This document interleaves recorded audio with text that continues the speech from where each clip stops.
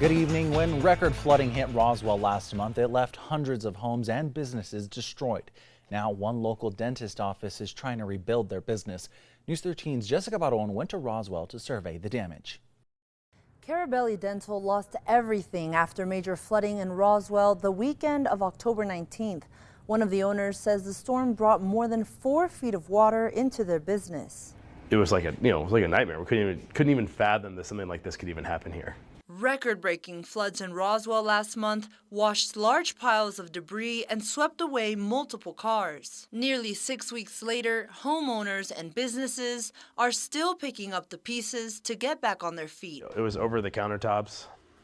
And on the 11th. And it's just all the debris and mud and just sewage that it brings in too.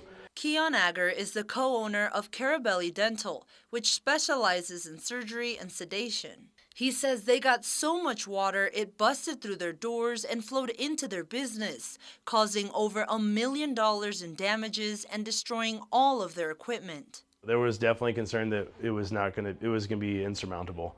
It felt that way in the beginning, and the only thing we could do is just work hard.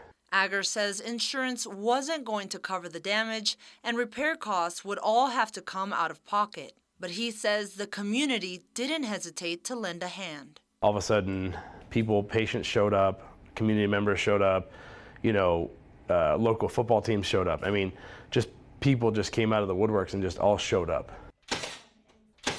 Agger says they've had to turn away hundreds of patients until they could get back on their feet. At first, the staff thought it would take 3 to 6 months to rebuild, but with the help they received, they will be able to reopen ahead of schedule. When I think about the people that just showed up and answered our prayers, that meant a lot. And I really can't thank those people enough. KRQE Dental says the floods also ripped out part of the parking lot. They have plans to repave it this weekend. Back to you.